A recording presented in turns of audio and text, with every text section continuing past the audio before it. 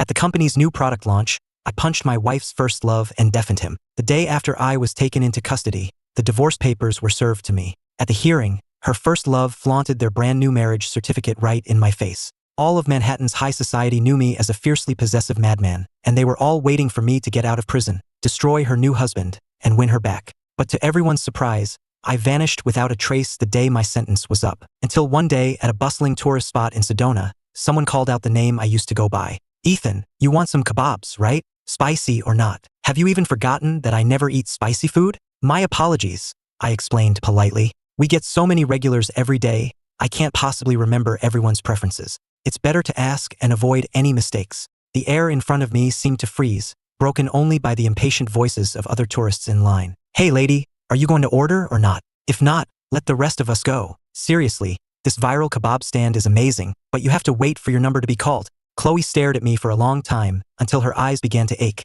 before finally lowering her head and quickly picking out a few kebabs. "Not spicy," I offered a polite smile. "It'll be about 7 to 10 minutes. You can take your number and find a seat while you wait." With that, I turned my attention back to the grill, my movements clean and efficient as I focused on the kebabs. Chloe's gaze fell upon my hands, chapped and swollen, and she suddenly snatched the skewer I was holding. "Ethan, stop this." I took the skewer back, my brow furrowed. "Ma'am, please don't interfere with my work. There are other customers waiting." The people waiting in line behind her immediately grew hostile. "Are you out of your mind? If you don't let the man work, how is he supposed to eat?" Chloe, as if deeply provoked, shouted, "What do any of you know? For Ethan to be doing this is a colossal waste of talent. You have no idea what he was capable of, what his ambitions were." The other customers shot me mocking glances. "Yeah, well, I used to want to be president of the world," one guy said. "Now I drive for Uber just to get by." "Tell me about it," another chimed in. "I wanted to be a Wall Street genius, and now I'm just drowning in online debt."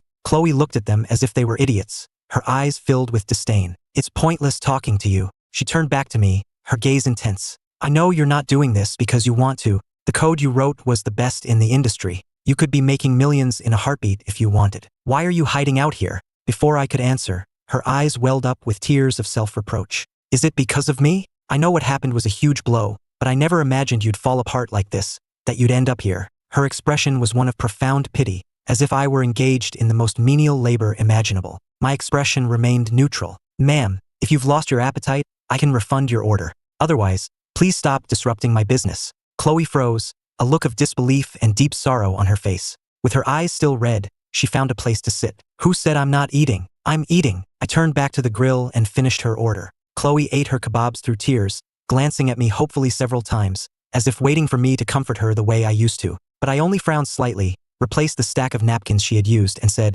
"Ma'am, if you need assistance, the local sheriff's office is about a quarter-mile down the road." The moment I finished speaking, Chloe finally broke, covering her face as she ran off. It wasn't until I was closing up for the night that Chloe, who had been hiding in the shadows, finally spoke. "How long have you been doing this?" She placed a thick wad of cash on my cart. "I'm here on vacation. Be my guide for 2 hours. It pays more than you make all night at this stand." My eyes fell on the stack of bills. It had to be at least $3,000 or $4,000. I could finally buy that doll my daughter had been dreaming of. Besides, I was sold out for the night. Only a fool would turn down easy money. "Sure thing. I know this area like the back of my hand," I said with a smile, taking the money without a hint of shame. Chloe's voice trembled. "You never would have cared about this little bit of cash before. I remember when some spoiled rich kid offered me $500,000 just to have a drink with him, and you smashed a $1 million bottle of wine over his head. You lost a $10 million contract over that." She looked at my cheap, grease-stained t-shirt, her expression unreadable. "You have sensitive skin. You used to wear nothing but custom-tailored clothes.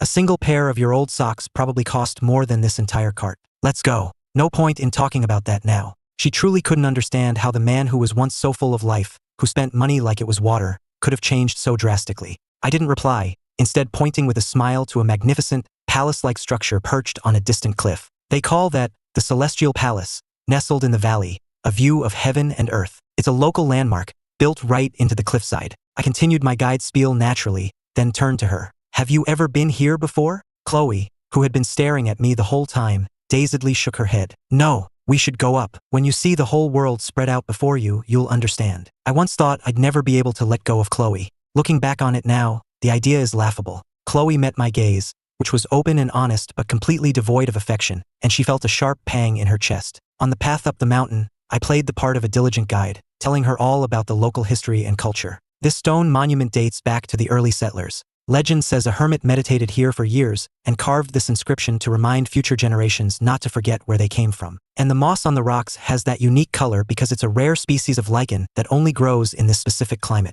Whenever we passed local farmers or vendors on the trail, I'd greet them warmly. Ethan, moonlighting as a tour guide again. Youthful energy, selling kebabs all day and still has the strength to climb this mountain for a few extra bucks. Chloe studied my lean profile and asked quietly, "Do you do this often? Act as a guide?" I answered honestly, "Sometimes if I sell out early, I'll show tourists around, though none of them have ever been as generous as you." It was only then that Chloe finally realized I was genuinely happy about this small sum of money I once would have scoffed at. I wasn't just trying to spite her. She suddenly grabbed my hand, her tone pleading, "Even though we're divorced, I can't stand to see you like this. You're not just anyone, Ethan. Even with a prison record, you could make a comeback." She pulled out her phone and expertly typed in an account number. Without even blinking, she entered $5 million as the transfer amount. I just watched her in silence. She assumed I was accepting the money, but when the screen displayed a recipient account closed error, she was completely stunned. "Ethan, do you hate me?" she asked, looking up with tears in her eyes. "You opened that account when you first told me you loved me. The account number was my birthday and my lucky number. You said you'd always keep it, that every dollar you spent from it was like banking happiness for me. Don't you want me to be happy anymore?" My gaze shifted calmly to the man standing behind her. "Looks like your happiness is right here." Chloe froze for a second before slowly turning around. Caleb stood a short distance away, holding out his hand to her. "Honey, I've been waiting for you up here. I sent you an iMessage hours ago saying I'd meet you at the summit. You took so long I was starting to worry something had happened." Chloe stared at me, my last words echoing in her mind, each one piercing her like a needle. When Chloe didn't move, Caleb walked over, took her hand, and leaned in close to her ear. "Honey, who's this?" I might look a little more weathered than I did 3 years ago, but I hadn't changed that much. Caleb was deliberately pretending not to recognize me. Chloe stiffly introduced me. This is Ethan." Caleb feigned shock, covering his mouth. "Oh my God, Ethan, is that you? What happened to you? You look so rough." His contemptuous gaze landed on my faded t-shirt. "Adidas? Seriously, Ethan, even if you can't afford designer labels anymore, you don't have to stoop to this. Aren't you embarrassed to be seen in that?" He then feigned a moment of realization and ducked behind Chloe in mock fear. "Oops, I'm just brutally honest. No offense intended. Please don't hit me again. Chloe spent millions on this cochlear implant for me, you know?" Caleb's eyes were full of provocation, but I remained impassive. Chloe used to think Caleb's brutal honesty was one of his better qualities, but now, his words grated on her ears. "Caleb, that's enough." Caleb shot me a resentful look before turning to Chloe with a pout. "All right, honey, my bad. But Ethan looks so different from 3 years ago. I was just in shock. That's all." Caleb pulled a black card from his pocket. "I overheard Chloe offering to help you out, but I'm guessing all your accounts were frozen 3 years ago, right? Well, this is my black card. There's $5 million on it. That should be enough for you to live comfortably for the rest of your life." I reached out to refuse the card, but Caleb just smirked and let it drop from his fingers. The card landed with a soft thud in the mud. Caleb looked at me with false apology. "Oh, whoops, my hand slipped. Don't blame me, you should have caught it. Anyway, I've heard these food stalls use expired meat, even rat meat. It's disgusting. The fact that you're willing to sell that filth for money just shows how desperate you are."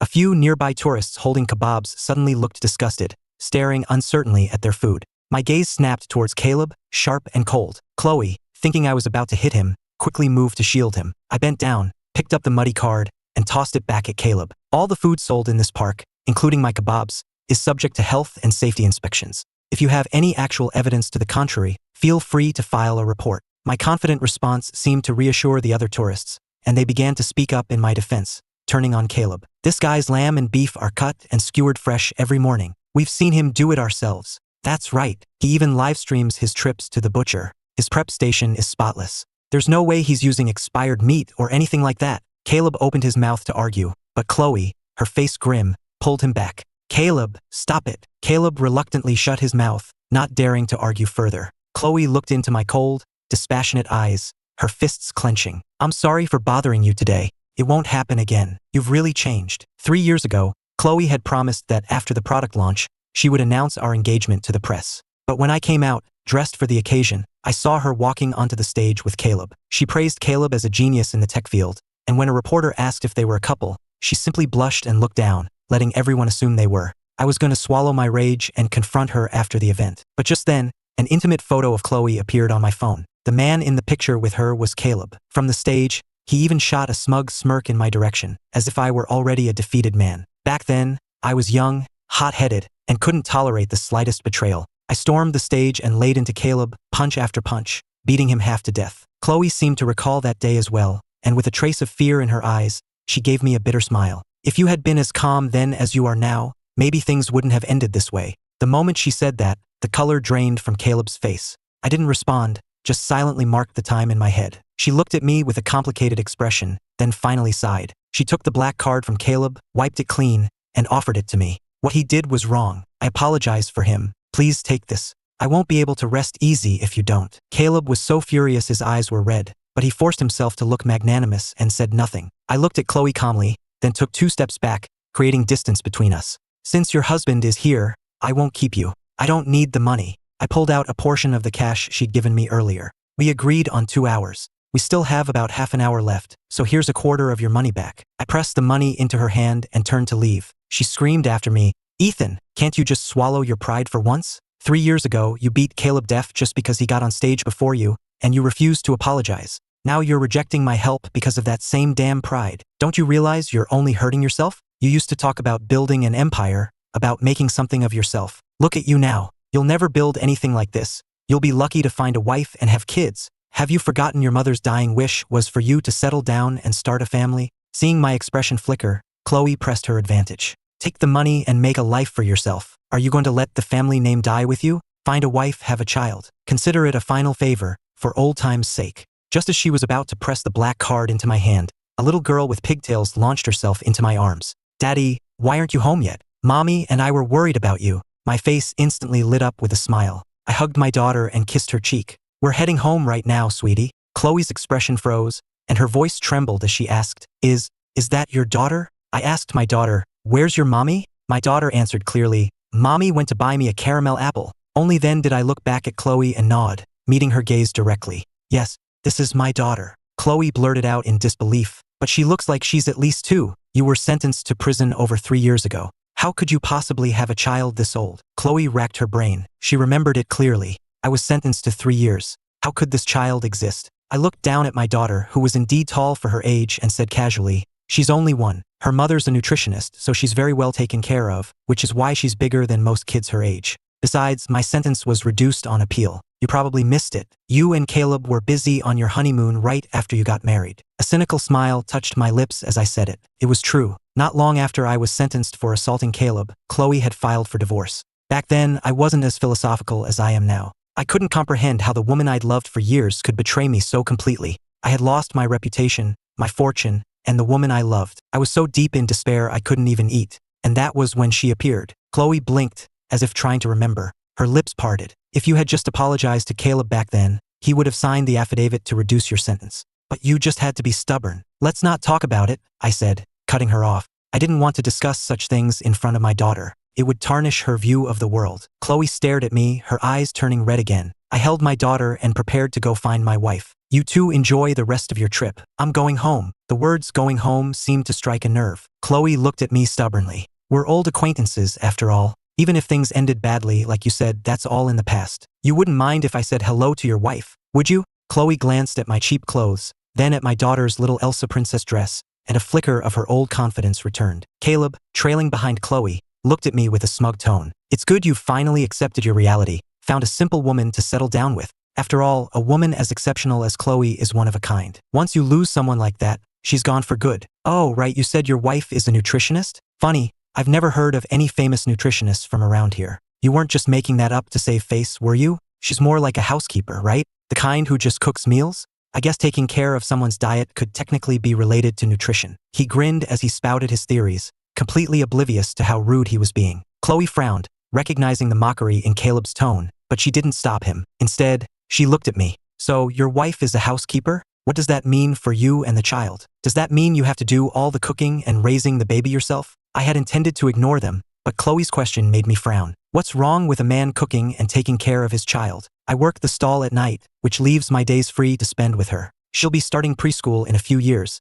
and I won't get to have this time with her every day. The thought brought a familiar pang of fatherly sentimentality to my heart. Chloe, assuming I was just being defensive, sighed with feigned resignation. Fine, if you want to use the hands that wrote brilliant code to raise a child and grill kebabs, that's your choice. I just hope you don't live to regret it. You're the best, Daddy, my daughter exclaimed, oblivious to the adult subtext. She asked sweetly, "Daddy, what's regret? Do people regret having babies?" I ruffled her hair. "Daddy will never, ever have regrets about you." The double meaning in my words was not lost on Chloe. Her expression stiffened, and she froze where she stood. "Ethan," a bright, cheerful voice called out. The look of superiority on Chloe's face vanished the moment she saw who it was. I walked over to my wife and took the bags from her hands. "It gets windy out here at night. You shouldn't have come out." She smiled, handing a small caramel apple to our daughter before holding a larger one up to my mouth. "I wasn't looking for you. Lily and I just got a craving for a snack." Chloe couldn't stop herself from blurting out, "Ethan doesn't like sweet things."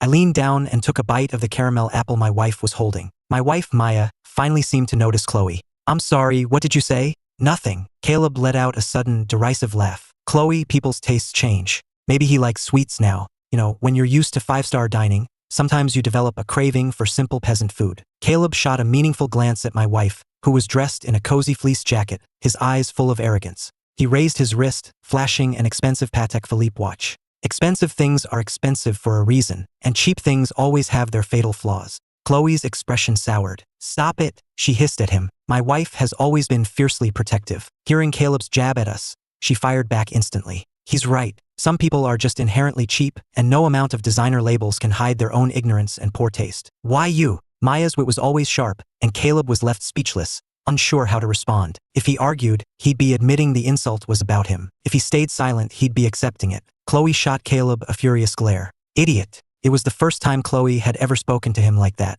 His eyes reddened with indignation. Chloe respectfully offered a business card. "Ms. Vance, it's been years. Your wit is as sharp as ever." Caleb's jaw dropped. He couldn't understand why Chloe was being so deferential to this ordinary-looking woman. "Isn't she just a housekeeper? Why are you giving her your card?" Chloe looked at Caleb as if he were a complete moron. "This is Maya Vance, the nutritionist who designs therapeutic meal plans for the most powerful people in the world." Maya just smiled serenely. "Your husband is right. I'm really just a glorified cook, planning 3 meals a day." A cold sweat broke out on Caleb's brow as he mentally kicked himself for his arrogance. The top expert in any field was not someone to be trifled with, and Maya Vance was, without a doubt, the best in her field. That legendary Wall Street guru, suffering from a chronic illness that left him in constant pain, had been on death's door. But Maya, using the simplest ingredients, designed a therapeutic meal plan that eased his suffering and, against all odds, pulled him back from the brink. After that, the investment legend treated Maya like an honorary daughter, giving her his full public endorsement. The global elite, desperate to extend their own lives and to curry favor with him, all clamored for an appointment with her. Chloe knew that the richer people are, the more they fear death. Her tone towards Maya became even more amicable. "You're too modest, Ms. Vance. If you're just a simple housekeeper, then no one on earth deserves the title of nutritionist." She glanced at me awkwardly. "Ethan, I never would have guessed you and Ms. Vance were together. It's quite a surprise." Remembering her and Caleb's earlier mockery, Chloe wished the ground would swallow her whole. I just grunted in acknowledgement. "Weren't you two here to see the sights? If you don't head up now, you'll miss the sunset. We're going home, so enjoy the rest of your evening." Chloe murmured a quiet reply, her eyes a storm of conflicting emotions, but all she could do was watch as the 3 of us walked away, hand in hand. Back when Chloe and I were together, she suffered from debilitating menstrual cramps. I spent a fortune and called in every favor I had to get Maya to come and treat her. At the time, Chloe had been intensely jealous of Maya, dismissing her as just a pretty young face who couldn't possibly know anything about nutrition. She insisted that period pain was incurable and could only be managed with painkillers.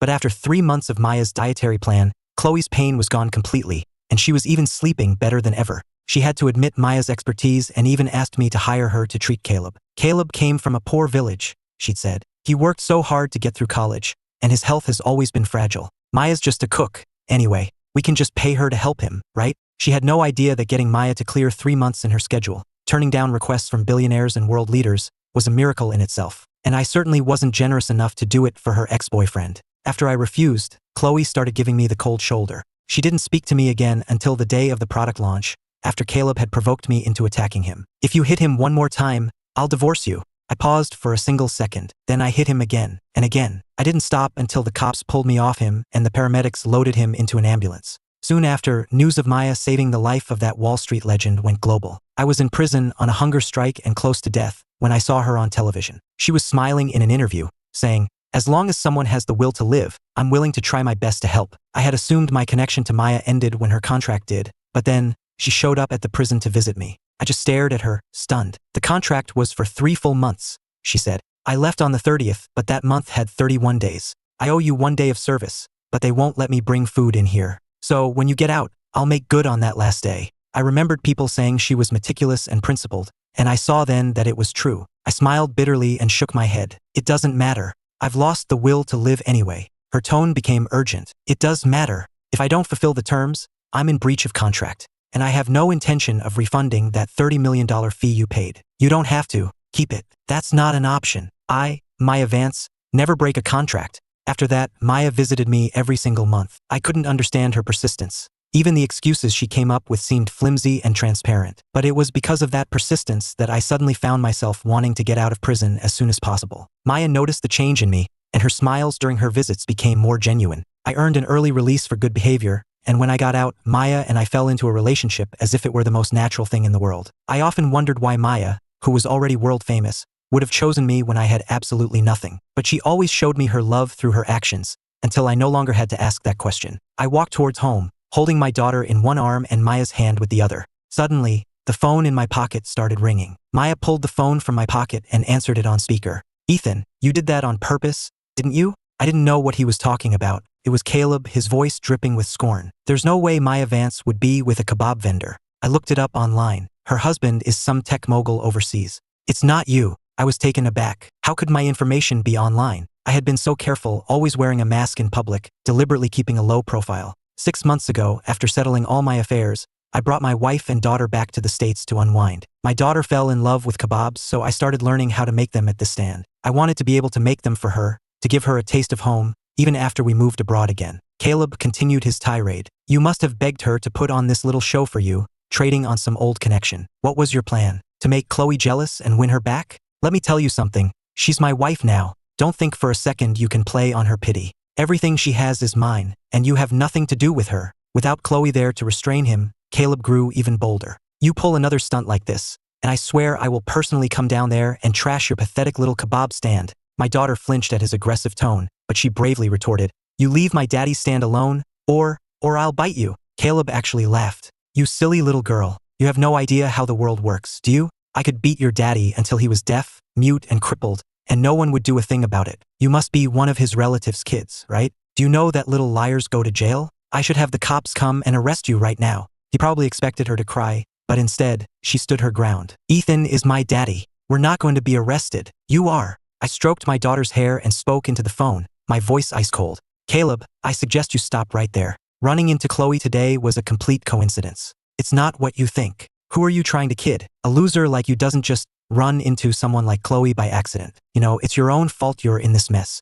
All it took was one little AI-generated photo to set you off. You're the one who assaulted me in front of a live audience. Who else was going to go to prison? And I'll tell you another thing," he added with a smug laugh. "That offer to sign the affidavit if you apologized? That was a lie. I knew you too well. Your pride would never let you apologize. But even if you had gotten on your knees and begged, I never would have signed it." He was gloating, practically giddy with his own success. "Look at you now, a pathetic wreck. How dare you even show your face to us? Weren't you the big shot who sponsored my education? The one who so easily stole Chloe from me? Well, how do you like me now? Your company is mine. Your woman is mine. You are nothing but a complete and utter failure." He was practically purring with self-satisfaction. "Chloe has already agreed to have a baby with me next year. My child will inherit everything that was once yours. So you just stay right where you are, rotting in the gutter." I pressed the stop button on my phone's voice recorder. "Thank you for being so honest, Caleb. I'm sure I'll find a good use for this recording." Caleb froze, a dawning horror on his face. What do you mean?" I didn't answer him. I just silently sent the audio file to Chloe. Whatever happened next was no longer my problem. Maya took our daughter from my arms with an exasperated sigh. "You can be a real piece of work, you know that?" I just smiled. "I'm just making him pay for his past sins." Chloe had always believed Caleb was just brutally honest, never realizing it was all an act. The truth is, I never cared about the company they conspired to steal from me 3 years ago. With my skills, I could build another one in my sleep, but I couldn't let an ungrateful bastard like Caleb get away with it. More than a decade ago, when I visited his impoverished village to set up a scholarship fund, Caleb was the first to kneel before me, swearing he would repay my kindness one day. But the first thing he did after I paid for his education was to start poisoning my relationship with Chloe, playing his disgusting little games. I was never going to let a piece of trash like that get away scot-free. As for Chloe, she was just a fool who couldn't see what was right in front of her. She could have that worthless company as a parting gift. Couldn't have cared less. Caleb's heart hammered in his chest as he rushed downstairs to find Chloe. He was startled by a loud crash from their room before he even reached the door.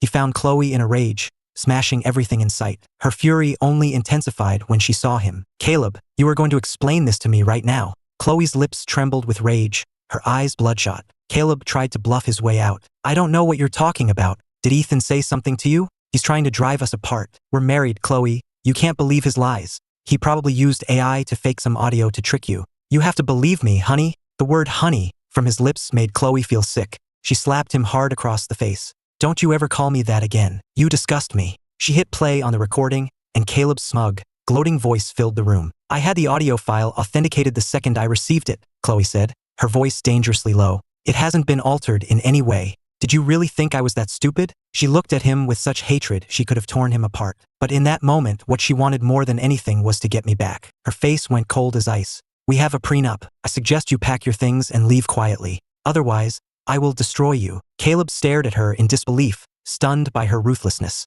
Chloe grabbed her car keys and walked out the door. Panicked, Caleb ran after her. "Chloe, wait. I was wrong. I'm so sorry. I only did it because I love you so much. I never meant to hurt you." Chloe slammed her foot on the gas and sped away. Caleb had only taken 2 steps into the street after her when a speeding truck hit him, sending him flying. Chloe's face went white with shock, but she simply picked up her phone and dialed 911. "Hello, there's been an accident. Someone's been hit by a truck." After hanging up, she floored the accelerator again, heading back to the spot where my kebab stand had been. But when she got there, a different person was running the cart. "Excuse me," she asked. "The man who was working here before, where is he?" "Huh? I'm the owner." "No, I mean the other man. His name was Ethan." "Oh, Ethan. He was just my apprentice. He only learned how to make kebabs because his daughter loves them so much. We usually work together, but I was out sick yesterday, so he was running the stand by himself. His recipe is exactly the same as mine. Want to try some?" Chloe's eyes were red as she asked, "Where did he go?" "Gone. Probably not coming back. He was just here for a little while,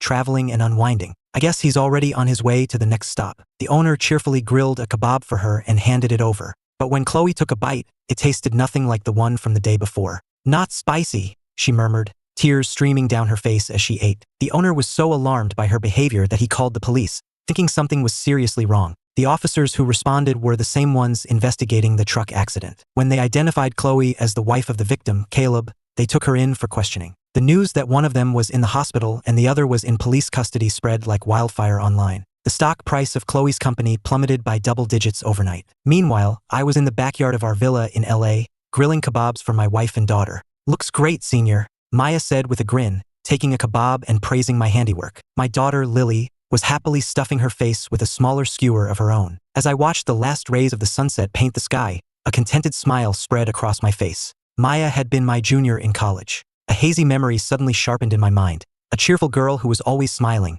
who used to follow me around, offering me homemade lunches. And that girl was standing right in front of me now. I thought of my late mother and said to her in my heart, "Mom, you always wanted me to have a happy life. I finally do."